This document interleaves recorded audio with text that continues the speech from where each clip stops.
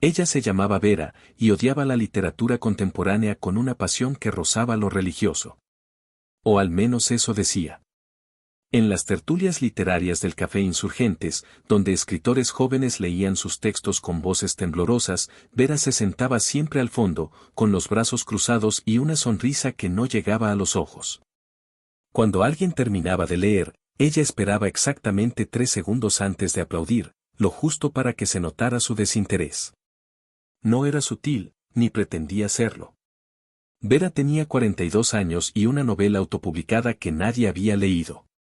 Bueno, 137 personas la habían descargado gratis en su primera semana, pero de eso hacía ya 5 años.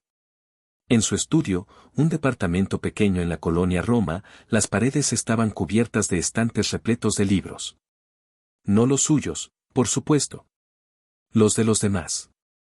Nombres que brillaban en portadas de editoriales grandes, autores que aparecían en suplementos culturales, escritores que daban entrevistas donde hablaban de su proceso creativo como si estuvieran descubriendo el fuego. Cada noche, Vera abría su laptop y revisaba las listas de más vendidos. Primero las mexicanas, luego las españolas, después las argentinas. Tomaba notas en un cuaderno que guardaba en el cajón de su escritorio, un cuaderno que nadie debía ver jamás. Anotaba frases, estructuras narrativas, giros argumentales. Lo llamaba análisis literario. En realidad era otra cosa, algo más oscuro, más desesperado. Era el catálogo de todo lo que ella no había logrado escribir. Sus amigas, las pocas que le quedaban, decían que Vera era demasiado crítica. Eres muy exigente, le repetía Sofía, su compañera de la maestría en creación literaria, aquella que ahora publicaba en Anagrama y viajaba a ferias del libro en Buenos Aires y Madrid. Vera sonreía cuando Sofía decía eso, y respondía con su frase favorita, no soy exigente, solo tengo criterio. Algo que le hace falta a la industria editorial. Sofía sentía, incómoda, y cambiaba de tema. Pero cuando Vera llegaba a su casa después de esos encuentros, lo primero que hacía era buscar las reseñas del último libro de Sofía.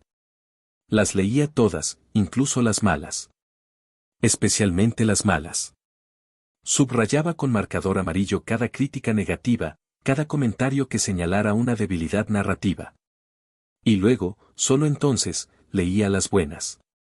Las leía despacio, palabra por palabra, sintiendo como algo se retorcía en su pecho. No era dolor. Era algo peor. Era reconocimiento. Porque en el fondo, en ese lugar que Vera nunca visitaba conscientemente, ella sabía que Sofía escribía mejor que ella. Y eso era insoportable. Una tarde de octubre, Vera recibió un mensaje de WhatsApp de su editorial, una pequeña casa independiente que había publicado su novela 5 años atrás. Hola Vera, ¿cómo vas con el nuevo proyecto? Nos encantaría ver algo pronto. Vera leyó el mensaje 3 veces. Luego lo borró. No había nuevo proyecto. Llevaba 2 años sin escribir una sola página completa. Bueno, eso no era exactamente cierto. Había escrito muchas primeras páginas. 43, para ser precisa. Todas comenzaban bien, con esa electricidad que solo los primeros párrafos tienen. Y todas terminaban en la misma nada, en el mismo muro invisible que aparecía alrededor de la página 10. Vera se levantó de su escritorio y fue a la cocina. Preparó café, aunque ya eran las 9 de la noche y sabía que no dormiría. Mientras el agua hervía, miró por la ventana hacia el edificio de enfrente.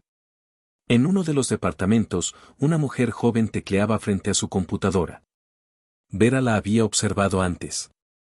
Siempre estaba escribiendo, siempre con esa concentración absoluta que Vera ya no recordaba cómo se sentía. Se preguntó si esa chica también sería escritora. Probablemente. La Ciudad de México estaba llena de escritores. Miles de ellos, todos persiguiendo el mismo sueño imposible. Y algunos, los malditos afortunados, lo alcanzaban. Esa noche, Vera abrió su cuaderno secreto y escribió, la mediocridad se disfraza de éxito cuando el mercado no sabe leer. Subrayó la frase 2 veces. Le gustaba cómo sonaba. Intelectual. Distante. Superior. Luego cerró el cuaderno y abrió su navegador. Buscó el nombre de un autor joven que acababa de ganar el Premio Nacional de Cuento. Leyó su biografía completa. 26 años. Egresado de la misma universidad que ella. Publicado por una editorial que había rechazado su manuscrito 3 veces. Vera sintió que algo se quebraba dentro de ella, algo pequeño pero importante, como una rama seca que cede bajo demasiado peso. Apagó la computadora y se fue a la cama. Pero antes de dormir, como todas las noches, abrió el libro que estaba en su mesa de noche. Era la nueva novela de un escritor español que todos adoraban. Vera lo odiaba públicamente. En Twitter había escrito, prosa pretenciosa para lectores que confunden complejidad con profundidad. El tuit había recibido 200 likes. Pero ahí estaba ella, leyendo cada palabra con una atención casi religiosa, buscando el secreto, el truco, la razón por la cual este hombre mediocre, este impostor, había logrado lo que ella no. Vera no siempre había sido así. Hubo un tiempo, 12 años atrás, cuando aún creía. Tenía 30 años y acababa de terminar su primera novela. Se llamaba Los días inmóviles, y trataba sobre una mujer que trabajaba en una biblioteca y fantaseaba con vidas alternativas. Era autobiográfica, aunque Vera nunca lo admitió. Había trabajado en esa novela durante 4 años, escribiendo cada madrugada antes de irse a su trabajo como correctora de estilo en una revista de arquitectura. Cuando escribió la palabra fin, lloró. No de tristeza, sino de alivio, de orgullo, de esa certeza absoluta que solo se siente una vez en la vida: esto es bueno, esto vale la pena, esto cambiará todo. Envió el manuscrito a 20 editoriales. Grandes, medianas, pequeñas. Todas mexicanas. Esperó 3 meses. Luego 6. Luego 8. Las respuestas llegaron una por una, siempre con el mismo formato: estimada Vera, agradecemos tu interés en nuestra editorial, sin embargo en este momento no podemos incluir tu obra en nuestro catálogo. Te deseamos éxito en tu búsqueda. Algunas ni siquiera respondieron. Vera guardó cada carta de rechazo en una carpeta que tituló Evidencia de mediocridad ajena. Porque el problema, estaba segura, no era su novela. Era la industria. Pero había una editorial que no había respondido. Se llamaba Ediciones Umbral, y era conocida por publicar autores noveles de calidad. Vera esperó. 1 mes. 2 meses. Al tercer mes, cuando ya había perdido la esperanza, recibió un correo electrónico. Estimada Vera, hemos leído tu novela con interés. Nos gustaría programar una reunión para discutir posibilidades de publicación. Vera leyó ese correo 20 veces. Lo imprimió. Lo pegó en su refrigerador. Le tomó una foto y se la envió a su madre. Durante una semana caminó por las calles de la Ciudad de México sintiéndose invisible pero invencible, como si llevara un secreto luminoso que nadie más podía ver. La reunión fue en una oficina pequeña de la colonia Condesa. La editora se llamaba Patricia, tenía 50 años y fumaba cigarros de clavo. Tu novela tiene momentos hermosos, dijo Patricia, y Vera sintió que el corazón se le inflaba dentro del pecho. Pero, continuó Patricia, y esa palabra cayó como una piedra en agua quieta, necesita trabajo. Mucho trabajo. La estructura es débil en el segundo acto. La protagonista no evoluciona realmente. Y el final es, bueno, es predecible. Vera sintió, aunque cada palabra era una herida. Podemos publicarla, dijo Patricia finalmente, pero primero necesitamos que la reescribas. Completamente. ¿Puedes tener una nueva versión en 6 meses? Vera dijo que sí. Por supuesto que dijo que sí. Salió de esa oficina flotando entre el júbilo y el terror. Durante 2 semanas intentó reescribir. Abrió el archivo, leyó las primeras páginas, y no supo por dónde empezar. Todo le parecía mal ahora. Todo era débil, obvio, torpe. Las palabras que antes brillaban ahora se veían opacas. Intentó cambiar la estructura, pero cada cambio creaba nuevos problemas. La novela era un edificio de naipes, y no podía tocar una carta sin que todo se derrumbara. Al tercer mes, Patricia le escribió preguntando por los avances. Vera respondió con mentiras vagas. Voy bien, solo afinando algunos detalles. Al cuarto mes, dejó de responder los correos. Al quinto mes, Patricia escribió, entiendo que el proceso creativo tiene sus tiempos, pero necesitamos una respuesta definitiva. ¿Vas a reescribir la novela o prefieres que busquemos otro proyecto? Vera nunca respondió ese correo. Simplemente lo borró. Y con él, borró también la carpeta de los días inmóviles. No la reescribió. La destruyó. 2 años después, Vera autopublicó la versión original en Amazon. Sin cambios. Sin edición. Con una portada que diseñó ella misma en Canva. Costaba 49 pesos. Se vendieron 3 copias, y Vera sospechaba que 2 de ellas las había comprado su madre. Pero lo importante no eran las ventas. Lo importante era poder decir soy escritora publicada. Lo importante era tener algo que mostrar, algo que validara esos 4 años de madrugadas. Lo importante era no ser una más de las miles de personas que escriben novelas que nadie lee.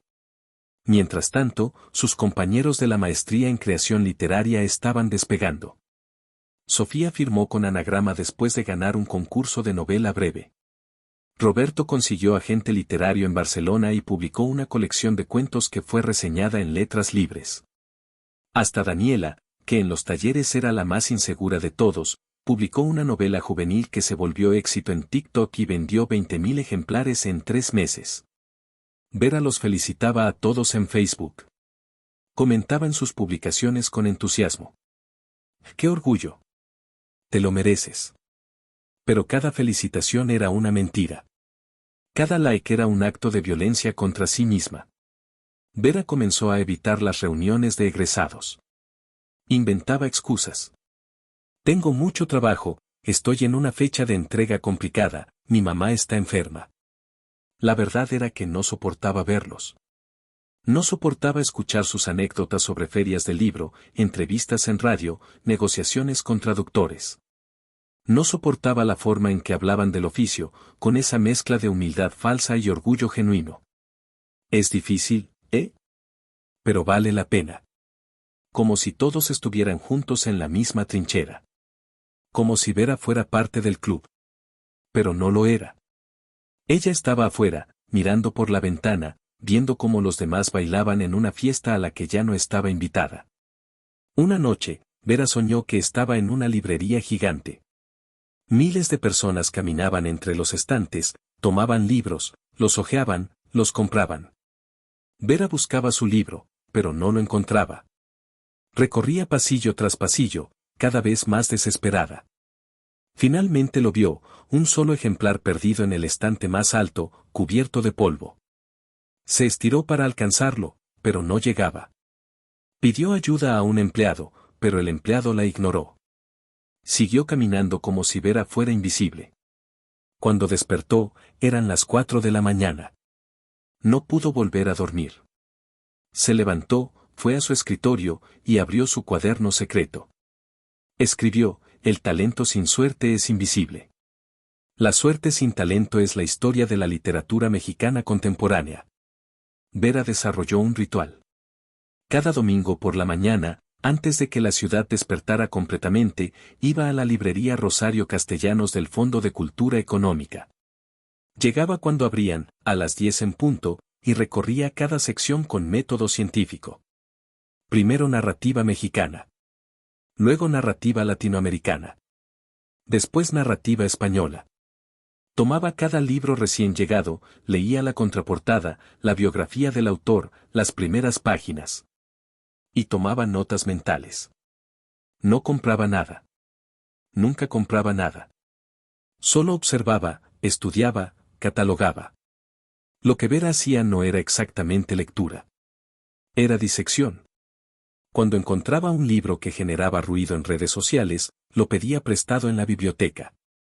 Luego lo leía con un lápiz en la mano, subrayando, haciendo anotaciones en los márgenes.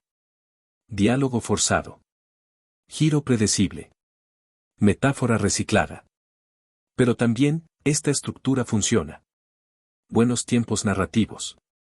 El clímax está bien ubicado. Cada libro era una lección, un mapa de lo que ella debería estar haciendo. Un recordatorio constante de todo lo que no era capaz de hacer. Había libros que Vera odiaba con facilidad. Esos eran los mejores. Las novelas pretenciosas, las que intentaban ser profundas pero eran solo confusas. Las que ganaban premios por razones políticas, no literarias. Esas Vera las destrozaba en su cuaderno, escribía páginas enteras de crítica mordaz y se sentía bien. Se sentía inteligente. Se sentía superior. Pero había otros libros, los peores, los que Vera no podía odiar por más que lo intentara. Los que estaban realmente bien escritos. Los que tenían esa cosa indefinible que hace que una historia funcione. Esos libros Vera los leía en silencio, sin anotar nada, y cuando terminaba se quedaba mirando la última página durante minutos enteros, sintiendo como algo se vaciaba dentro de ella. El problema era que Vera conocía la obra de otros escritores mejor que la suya propia. Podía citar de memoria el primer párrafo de Los detectives salvajes de Bolaño, pero no recordaba el primer párrafo de Los días inmóviles. Había leído las 9 novelas de Valeria Luiselli y podía explicar la evolución de su estilo en cada una. Pero su propia novela, la que había escrito con sangre y madrugadas, era ahora un objeto extraño, algo que había existido en otra vida, escrito por otra persona. Vera comenzó a experimentar. No conscientemente, no con un plan claro. Simplemente un día, mientras intentaba escribir un nuevo cuento, se dio cuenta de que estaba imitando la estructura de un relato de Samantha Webling que había leído la semana anterior. El tono, el ritmo, incluso la forma en que construía la tensión. Borró todo y volvió a empezar. Pero la siguiente versión sonaba a Guadalupe Nettel. Y la siguiente a Fernanda Melchor. Vera había leído tanto, había estudiado tanto, que ya no sabía cuál era su propia voz. O peor, había descubierto que tal vez nunca había tenido una. En las tertulias del Café Insurgentes, Vera había perfeccionado su personaje. Era la crítica, la que veía lo que otros no veían, la que no se dejaba engañar por modas ni marketing. Cuando un escritor joven leía un texto sobre migración o violencia de género, Vera esperaba a que todos aplaudieran y luego decía, con voz calmada, está bien escrito. ¿Pero no les parece que ya hemos leído esta historia 1000 veces? ¿No están cansados del realismo sucio mexicano? ¿De la violencia como espectáculo? Los demás se removían incómodos en sus sillas. Algunos asentían. Otros la miraban con resentimiento. Pero todos la escuchaban. Lo que nadie sabía es que en su casa, Vera tenía 3 carpetas en su computadora llenas de borradores de cuentos sobre migración, sobre violencia de género, sobre todo aquello que ella criticaba públicamente. Los había escrito y reescrito docenas de veces. Pero nunca los terminaba. Porque en el fondo sabía que no eran originales. Sabía que estaba repitiendo lo que ya había leído. Y si hay algo que Vera odiaba más que el éxito ajeno, era su propia mediocridad. Una tarde, Sofía la invitó a comer. Hacía meses que no se veían. Se encontraron en un restaurante de la colonia Roma, uno de esos lugares donde los escritores y editores van a ser vistos. Sofía llegó con prisa, disculpándose. Perdón, vengo de una junta con mi editora. Están planeando la gira de presentaciones para el nuevo libro. Vera sonrió. Qué bien. ¿De qué trata? Sofía empezó a contarle, con esa mezcla de entusiasmo y falsa modestia que Vera conocía tan bien. Es sobre una mujer que regresa a su pueblo después de años y tiene que enfrentarse a su pasado. Vera asintió. Suena interesante. Pero lo que pensó fue, otra novela sobre regresos y reconciliaciones. ¡Qué original! Durante la comida, Sofía habló de traducciones, de derechos de autor, de su agente literario en España. Vera comió en silencio, aportando comentarios breves, haciendo las preguntas correctas. ¿Y cuándo sale? ¿Ya tienes portada? ¿Vendrás a Guadalajara para la FIL? En algún momento, Sofía se detuvo y la miró con culpa. Perdón, ya solo estoy hablando de mí. Cuéntame de ti, ¿cómo va tu escritura? Vera tomó su copa de vino y respondió con la frase que había perfeccionado: estoy en un proceso de replanteamiento creativo. No quiero escribir por escribir, ¿sabes? Prefiero tomarme mi tiempo y hacer algo que realmente valga la pena. Sofía sintió con alivio. Tienes razón. Es mejor así. La prisa mata la literatura. Brindaron. Vera sonrió. Y en ese momento, en ese preciso instante, Vera se odió más de lo que odiaba a Sofía. Porque Sofía era exitosa pero no era mala persona. No era arrogante. No se burlaba. Y eso, de alguna manera retorcida, hacía todo peor. Porque Vera no podía justificar su resentimiento con la maldad ajena. No podía decirse a sí misma que Sofía no se lo merecía. La verdad simple y brutal era que Sofía era mejor escritora. Y Vera lo sabía. Esa noche, Vera llegó a su casa y buscó el libro más reciente de Sofía. Lo había comprado meses atrás, pero no lo había leído.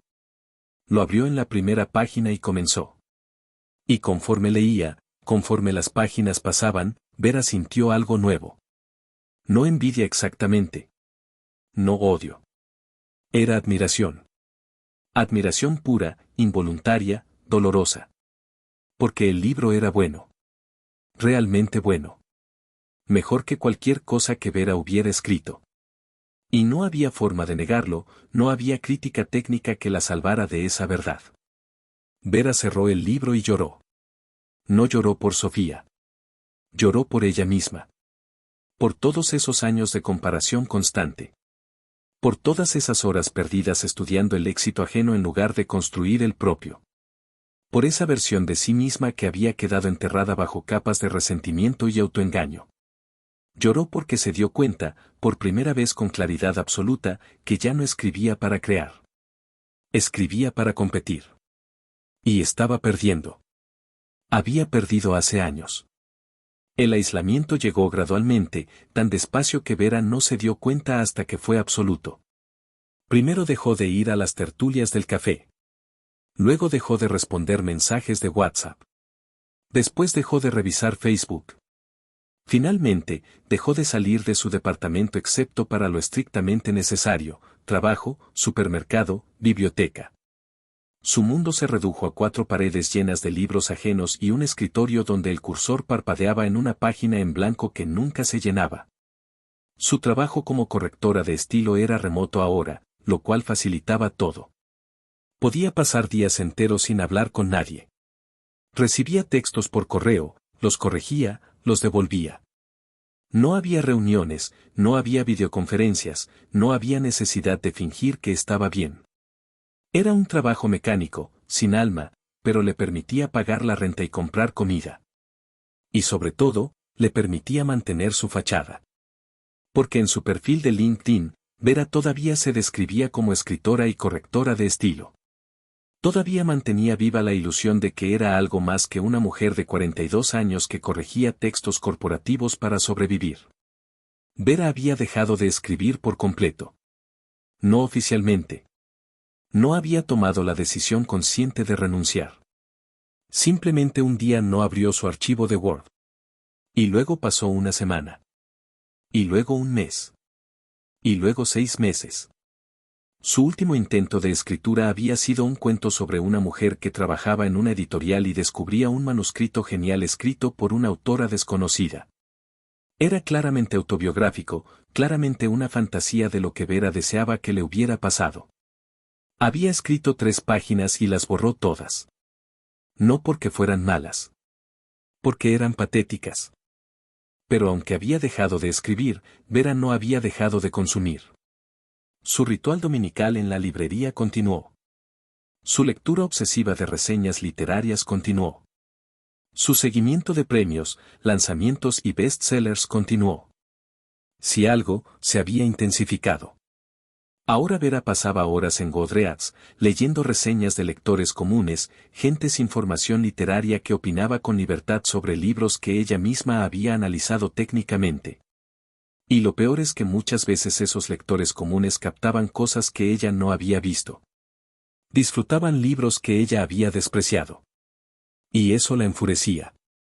Vera comenzó a escribir reseñas negativas en Goodreads bajo un seudónimo. No firmaba con su nombre real. Usaba el alias Cassandra-Lee. Calificaba libros con 1 o 2 estrellas y escribía críticas demoledoras. No insultos baratos, sino críticas técnicas, bien argumentadas, que señalaban cada debilidad estructural, cada inconsistencia de personaje, cada metáfora fallida. Sus reseñas recibían likes. Otros usuarios comentaban, gracias por decir lo que todos pensamos. Finalmente alguien con criterio. Vera se sentía validada. Se sentía útil.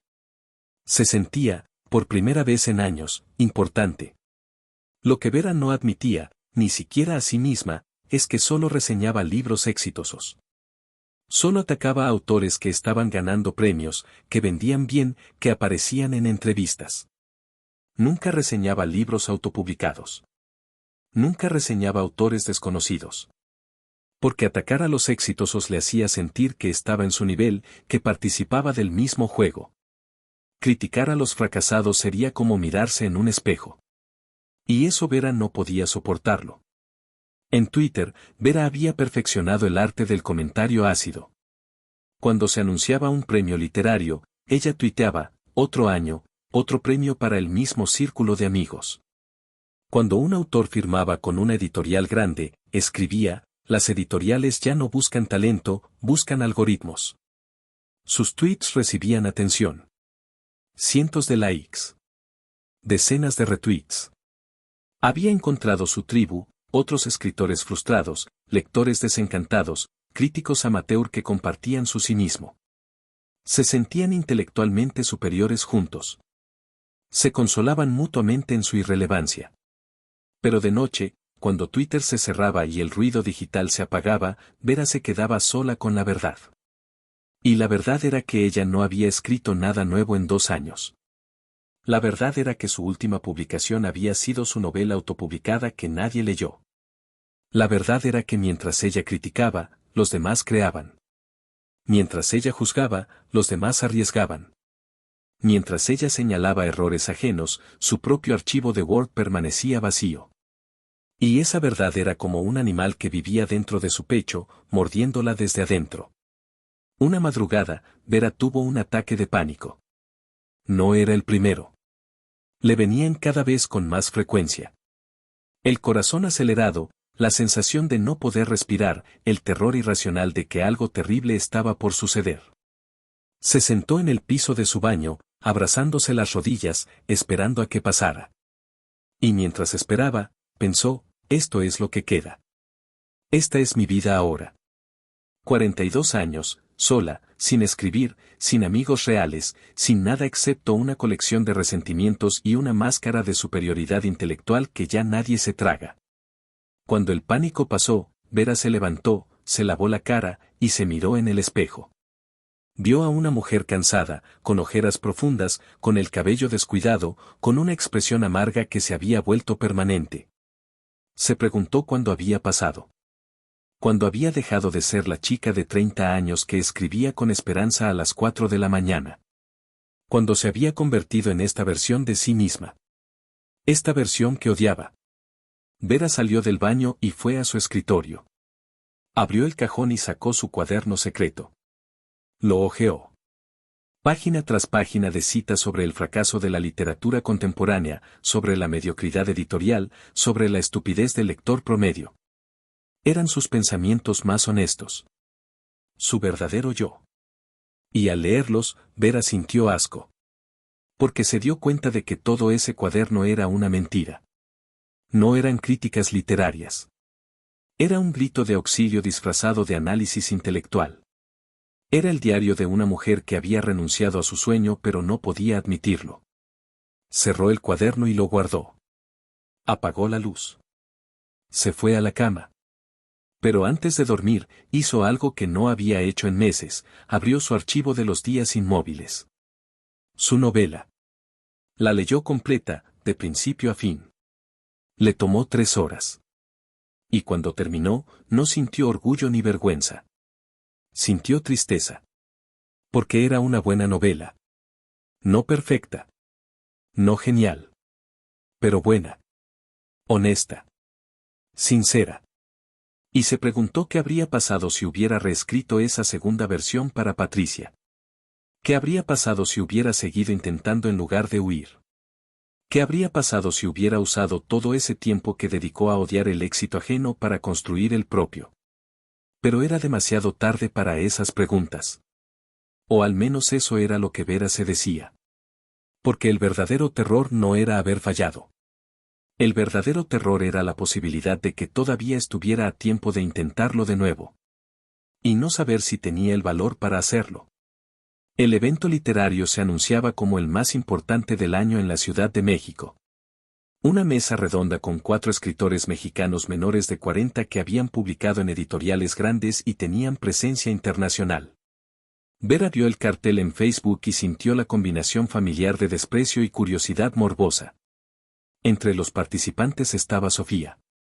Y también Daniel Ortega, un escritor de 32 años que acababa de ganar el premio Herralde y cuya novela Vera había destrozado en Goodreads 3 meses atrás. Vera no planeaba ir. Ni siquiera consideró ir. Pero el día del evento, un sábado por la tarde, se encontró sin nada que hacer. Sin trabajo pendiente. Sin planes. Sin excusas para no enfrentarse a sí misma. Y entonces, casi sin pensarlo, se puso un vestido negro que no usaba desde hacía años, se maquilló por primera vez en meses, y salió de su departamento. El evento era en una librería de la Condesa. Vera llegó 10 minutos antes de que comenzara. La sala ya estaba llena. Tuvo que sentarse hasta atrás, casi contra la pared. Los 4 escritores subieron al pequeño estrado. Vera los observó con la distancia clínica que había perfeccionado. Sofía se veía bien. Mayor, pero bien. Daniel Ortega era más joven de lo que Vera imaginaba. Tenía el cabello largo, barba descuidada, y esa confianza casual de quien ha recibido validación externa. Los otros 2 escritores eran una mujer llamada Mariana que había publicado una colección de cuentos experimentales. Y un hombre llamado Esteban que escribía ciencia ficción y acababa de vender los derechos de su novela a Netflix. El moderador comenzó con preguntas suaves. ¿Cómo es su proceso creativo? ¿De dónde vienen sus ideas? Preguntas que Vera había escuchado 1000 veces, que siempre recibían las mismas respuestas vacías. Pero conforme la conversación avanzaba, algo cambió. Los escritores comenzaron a hablar con honestidad. Daniel confesó que había estado bloqueado durante un año después de ganar el premio. Sentía que lo que escribiera ahora tenía que ser mejor, tenía que estar a la altura. Y eso me paralizó. Esteban habló sobre el síndrome del impostor, sobre cómo a veces leía sus propios libros y no reconocía al autor. Pienso, ¿yo escribí esto? ¿Cómo? Porque ahora no podría. Vera escuchaba con atención incómoda. No esperaba vulnerabilidad. Esperaba arrogancia, autocomplacencia, la típica falsa modestia de los escritores exitosos. Pero lo que estaba escuchando era otra cosa. Era miedo. Era inseguridad. Era la misma mierda con la que ella lidiaba todos los días, pero del otro lado del espejo. Y eso la desconcertó. Luego Sofía habló. Yo creo que todos romanticamos mucho la idea del escritor, dijo. Pensamos que hay gente que nació para esto y gente que no. Pero la verdad es que es trabajo. Trabajo y suerte. Mucho trabajo y algo de suerte. Y a veces funciona y a veces no. Mi primera novela la escribí 7 veces. 7 versiones completas. Y aún así no sé si es buena. Sé que a algunos lectores les gustó, pero yo la leo y veo todos los errores, todas las cosas que haría diferente ahora. Se detuvo, tomó agua. Y lo más difícil es que nunca terminas de ser escritor. Cada libro es empezar de cero. Cada libro es preguntarte si todavía puedes hacerlo. Vera sintió algo quebrarse. Era como si Sofía estuviera hablándole directamente a ella, aunque Sofía ni siquiera sabía que estaba ahí. Todas esas cosas que Vera había asumido sobre el éxito, sobre la gente que lo lograba, sobre la facilidad con que otros escribían mientras ella se ahogaba. Todas esas narrativas que se había contado para justificar su parálisis. Y ahora estaban cayendo. porque lo que Sofía describía era lo mismo que Vera sentía. La diferencia era que Sofía había seguido escribiendo a través del miedo. Y Vera se había detenido. Durante el turno de preguntas, alguien del público preguntó, ¿cómo lidian con las críticas negativas? Daniel rió con amargura. No las leo. O intento no leerlas. Pero es imposible. Siempre hay alguien que te las envía o las mencionas. Y lo peor no son las críticas que señalan fallas técnicas. Esas son útiles. Lo peor son las que asumen cosas sobre ti como persona. Las que dicen que eres un fraude, que no mereces estar publicado, que tu éxito es solo por contactos. Hizo una pausa. Y lo jodido es que a veces te lo crees. A veces lees eso y piensas, tienen razón, soy un impostor, tuve suerte, no sé qué estoy haciendo. Vera pensó en su reseña de Goodreads. En las exactas palabras que había usado. Este autor es el ejemplo perfecto de cómo el nepotismo literario mexicano funciona. Contacto sobre talento. Había recibido 50 likes. Vera se sintió sucia. No porque la reseña fuera mentira. Las críticas técnicas que había hecho eran válidas. Pero la motivación detrás de ellas, el veneno, el deseo de lastimar. Eso era otra cosa. Eso era su propia frustración disfrazada de crítica literaria. El evento terminó. La gente comenzó a formarse para que los autores firmaran libros. Vera se quedó sentada, observando. Vio cómo Sofía abrazaba a sus lectores, cómo Daniel conversaba con estudiantes de letras, cómo Mariana y Esteban posaban para fotos. Y por primera vez en años, Vera no sintió envidia. Sintió cansancio. Un cansancio profundo, existencial. Cansancio de ser quien era. Cansancio de cargar con tanto resentimiento. Cansancio de haber desperdiciado tantos años comparándose en lugar de creando. Vera se levantó para irse. Pero en el camino a la salida, chocó con alguien. Era Sofía. Vera. Sofía la miró con sorpresa genuina. No sabía que estabas aquí. ¿Por qué no dijiste nada? Vera no tenía respuesta. Sofía la abrazó. Qué gusto verte. En serio. Hace muchísimo. Vera correspondió el abrazo con torpeza. Sí, perdón, he estado muy metida en mi trabajo. Sofía la miró con esos ojos que Vera recordaba de la maestría. Ojos amables. Demasiado amables. ¿Cómo va todo? ¿Sigues escribiendo? Y ahí estaba. La pregunta que Vera había evitado durante años. La pregunta que la perseguía en sueños. Podía mentir. Podía decir que sí, que estaba trabajando en algo, que pronto habría noticias. Podía mantener la fachada. Pero algo en ella se rompió. Algo se dio después de años de tensión constante. No, dijo Vera. Solo eso. No. Sofía la miró sin entender. ¿No qué? Vera tragó saliva. No estoy escribiendo. Llevo años sin escribir realmente. Solo corrijo textos. Eso es todo. Sofía no dijo nada por un momento. Luego asintió. Entiendo. No intentó consolarla. No dijo pero deberías intentarlo otra vez o nunca es tarde. Solo dijo entiendo. Y de alguna manera, eso fue peor y mejor al mismo tiempo. Peor porque confirmaba que Vera tenía razón en su miedo. Mejor porque no había lástima en la voz de Sofía. Solo reconocimiento. Es difícil, agregó Sofía. Escribir es una mierda a veces. Y está bien si decides que no es para ti. Está bien dejar ir las cosas. Vera asintió. No confiaba en su voz. Sofía la abrazó otra vez. Cuídate, ¿sí? Y entonces alguien llamó a Sofía para una foto, y ella se fue, y Vera se quedó ahí, parada en medio de la librería, rodeada de libros y escritores y lectores, sintiéndose más sola de lo que se había sentido en toda su vida.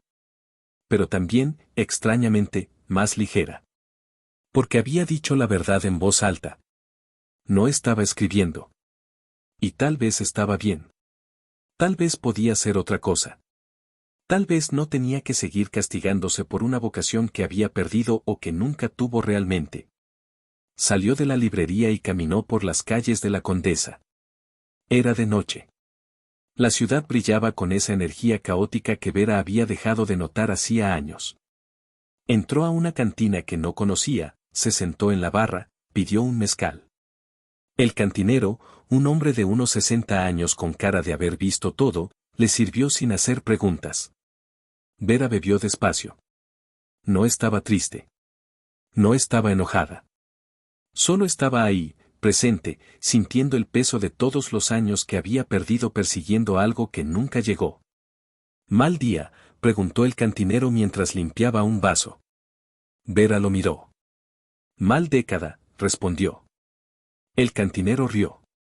Eso sí que es honestidad. Vera sonrió.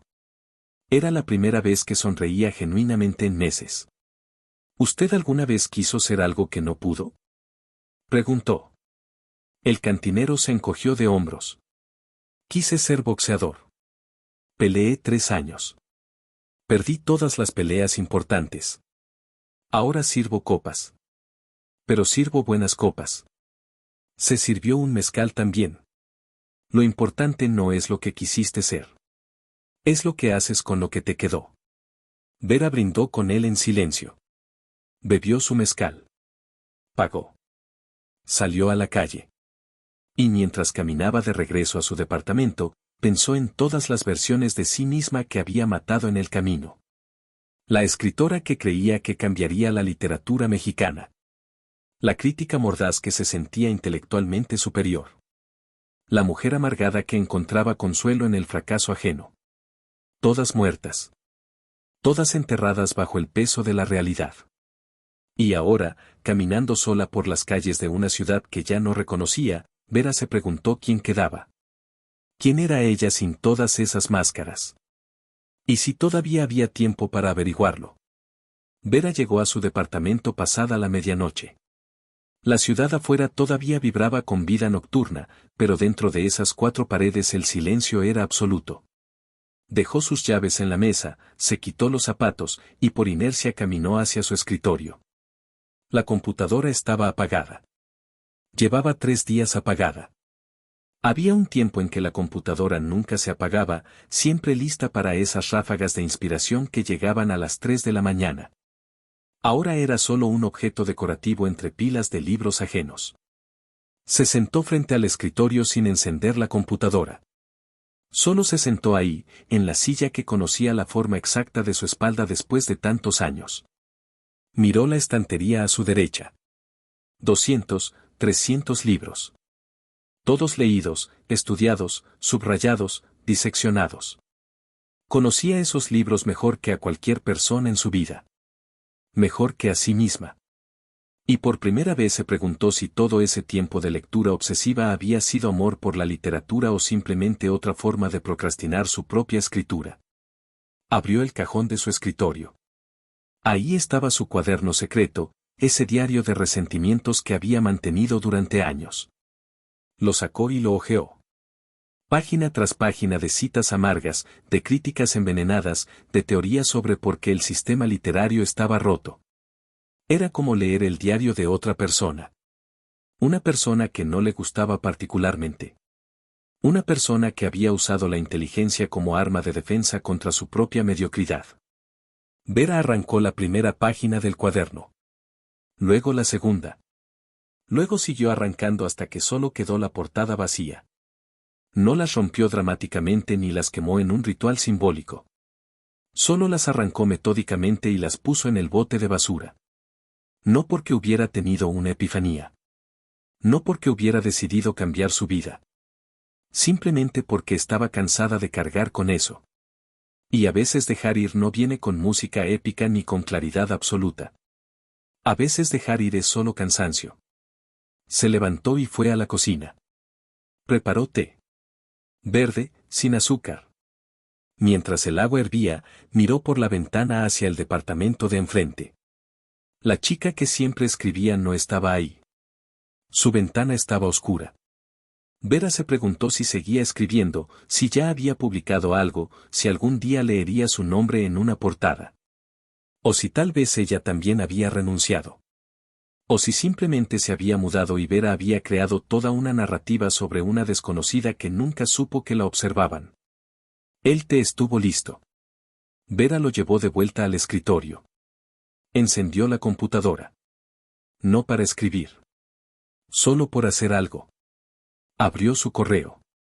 53 mensajes sin leer. La mayoría spam. Algunos trabajos de corrección que había ignorado durante días. Y uno, casi al final, que le llamó la atención. El remitente era Patricia. Patricia de Ediciones Umbral.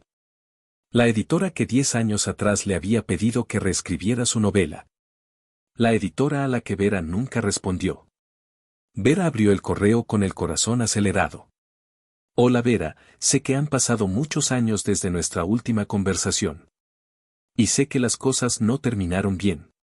Pero quería escribirte porque cerraremos Ediciones Umbral el próximo mes.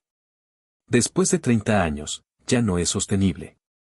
Y mientras reviso archivos viejos, encontré el manuscrito de Los días inmóviles. Lo releí. Y quiero que sepas que era bueno. Tenía problemas, sí, pero tenía algo real. Algo honesto. Lamento si mi crítica en su momento fue demasiado dura. Lamento si te desanimé. Solo quería que supieras eso. Y que me preguntaba qué fue de ti.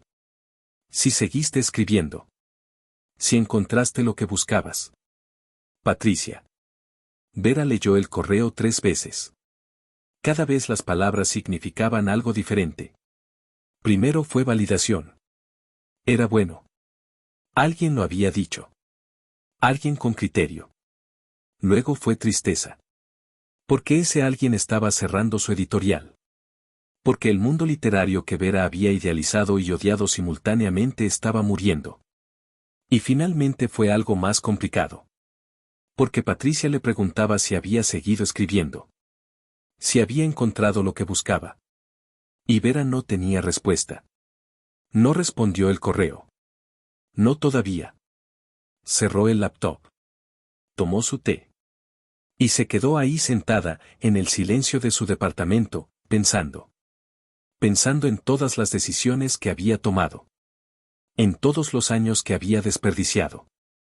En todas las versiones de sí misma que había construido y destruido. Y se dio cuenta de algo. Se dio cuenta de que el problema nunca fue el talento. Nunca fue la suerte. Nunca fueron las editoriales ni el mercado ni los contactos. El problema fue que Vera había estado escribiendo para el mundo cuando debería haber estado escribiendo para ella misma. Toda su vida había estado preguntándose, ¿soy lo suficientemente buena? ¿Me van a publicar? ¿Me van a validar? ¿Voy a ser exitosa? Pero nunca se había preguntado, ¿por qué escribo? ¿Qué necesito decir? ¿Qué me quema por dentro que tenga que salir aunque nadie lo lea? Había confundido escritura con carrera literaria. Había confundido creación con competencia. Y en esa confusión se había perdido completamente. Vera abrió su archivo de Word. La página en blanco la miraba como siempre.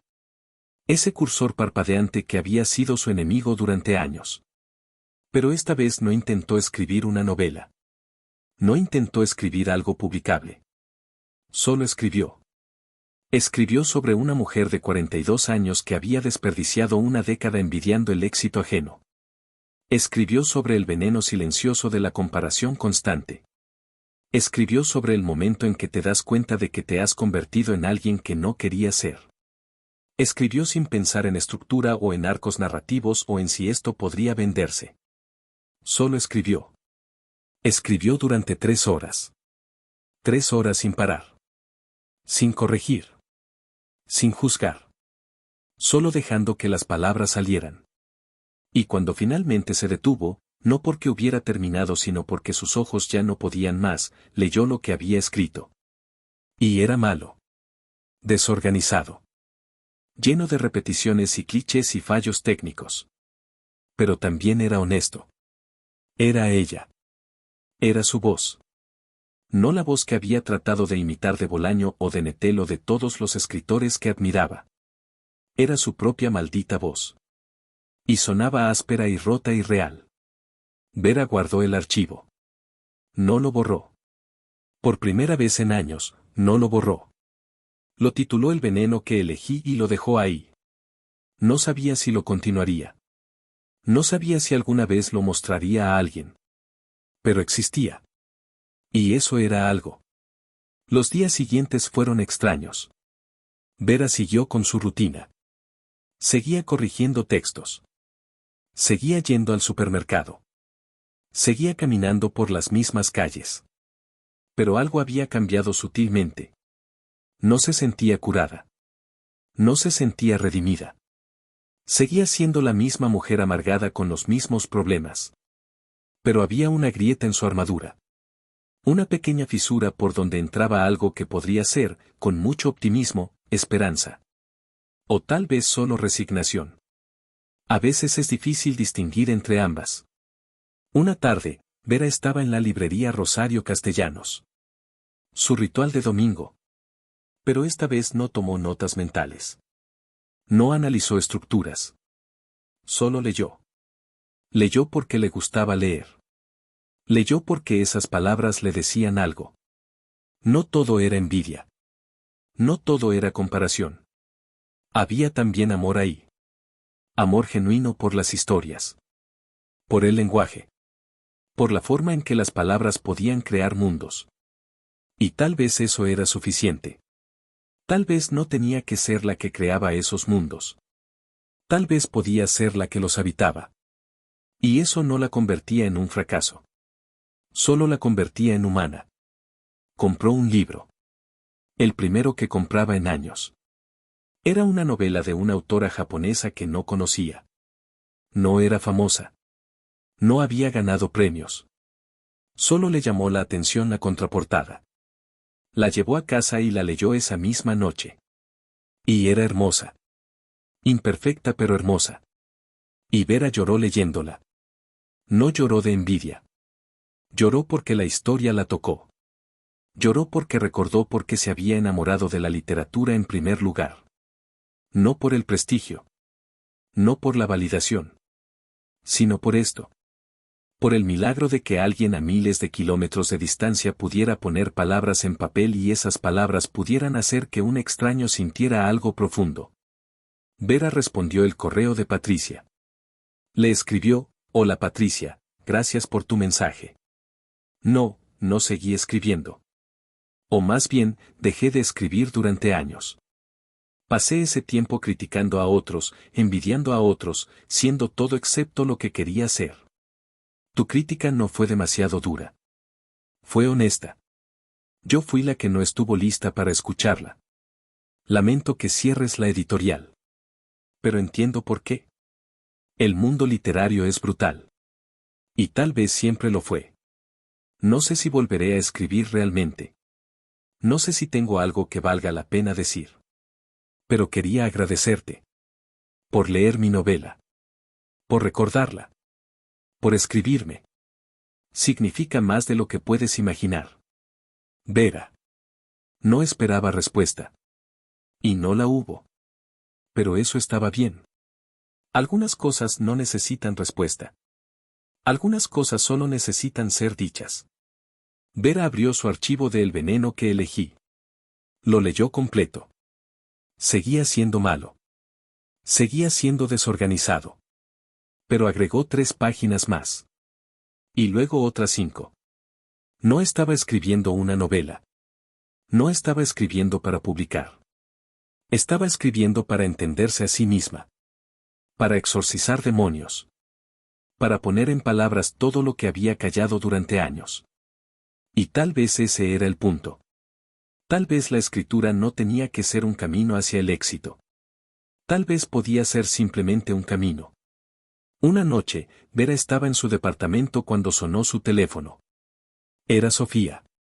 Hola, perdón por llamar sin avisar. Es que estuve pensando en ti desde el evento. Y quería preguntarte algo. Voy a dar un taller de escritura.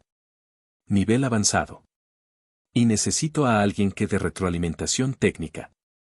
Alguien con buen ojo para estructura y lenguaje. Y pensé en ti. Sé que no estás escribiendo ahora, pero siempre fuiste la mejor de nuestra generación para análisis crítico. ¿Te interesaría? Vera se quedó en silencio. Su primer instinto fue decir que no. Porque estar rodeada de escritores aspirantes, de gente con sueños que ella había abandonado, sonaba como tortura. Pero luego pensó, tal vez no. Tal vez podía usar todo ese conocimiento que había acumulado obsesivamente. Todo ese análisis. Toda esa lectura. No para destruir. Sino para construir. Para ayudar a otros a evitar sus errores. Para ser útil de una forma que no fuera solo resentimiento disfrazado de crítica. Sí, dijo Vera. Sí, me interesa. ¿En serio? Sofía sonaba sorprendida. ¡Qué bien! Es los martes por la tarde. Te mando los detalles. Colgaron. Vera se quedó mirando su teléfono. No sabía si era una buena idea. No sabía si estaba lista para estar cerca de la escritura otra vez. Pero tal vez nunca estaría lista. Tal vez la clave no era estar lista. Era simplemente aparecer. El primer martes, Vera llegó al taller con 15 minutos de retraso. Era en un café de la colonia Escandón. Había 8 estudiantes, todos entre 25 y 35 años. Todos con esa mezcla de esperanza y terror que Vera reconocía tan bien. Sofía la presentó, ella es Vera, nos va a ayudar con retroalimentación técnica. Los estudiantes la miraron con curiosidad. Vera se sentó al fondo, con su cuaderno y su pluma. Leyeron textos. Buenos, malos, mediocres. Y Vera dio retroalimentación. Pero no destructiva. No cínica. Señaló problemas, sí. Pero también señaló fortalezas. Y por primera vez en años, usó su conocimiento para construir en lugar de demoler. Y se sintió bien. No redimida. No curada. Pero un poco menos hueca. Después del taller, una de las estudiantes se acercó a Vera. Se llamaba Lucía, tenía 28 años, y estaba escribiendo su primera novela. Gracias por tus comentarios, dijo. Fueron muy útiles. ¿Tú también escribes? Vera vaciló. Podía mentir. Podía decir que sí, mantener la fachada. Pero estaba cansada de mentir. Solía, respondió.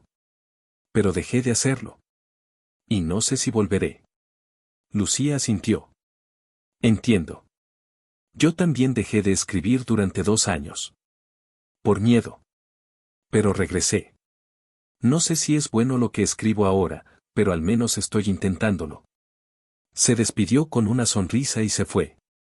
Vera se quedó ahí, parada en la calle, viendo a Lucía alejarse. Y pensó, tal vez yo también puedo intentarlo. No para ser exitosa. No para ser publicada. No para demostrarle algo a nadie. Solo para ver qué pasa. Solo porque alguna vez amé esto. Y tal vez, solo tal vez, todavía hay algo de ese amor enterrado bajo todas las capas de amargura. Vera caminó de regreso a su departamento. La ciudad estaba viva alrededor de ella, llena de gente persiguiendo sueños imposibles. Algunos lo lograrían. La mayoría no, y eso estaba bien. Porque el punto no era el destino. El punto era el camino. El punto era levantarse cada día y decidir quién quería ser. Y hoy, solo por hoy, Vera decidió que quería ser alguien que lo intentara. Aunque fallara. Aunque nadie lo leyera. Aunque solo fuera para ella misma. Llegó a su departamento. Encendió su computadora. Abrió el veneno que elegí. Y escribió. No sabía a dónde iba. No sabía si terminaría algo alguna vez. Pero escribió. Porque después de todos esos años de odiar el éxito ajeno, de diseccionar el talento de otros, de buscar validación externa, Vera finalmente entendió algo. Entendió que la única persona a la que tenía que impresionar era a ella misma. Y que tal vez, solo tal vez, eso era suficiente. O tal vez no. Tal vez seguiría siendo miserable. Tal vez seguiría envidiando. Tal vez nunca publicaría nada. Pero al menos ahora, al menos en este momento, mientras sus dedos se movían sobre el teclado, Vera no estaba fingiendo. No estaba actuando. No estaba usando máscaras. Solo estaba siendo una escritora fracasada que había elegido su veneno durante años. Y que ahora, finalmente, estaba considerando la posibilidad de elegir algo diferente. Aunque fuera tarde. Aunque fuera difícil. Aunque nadie aplaudiera. Fin.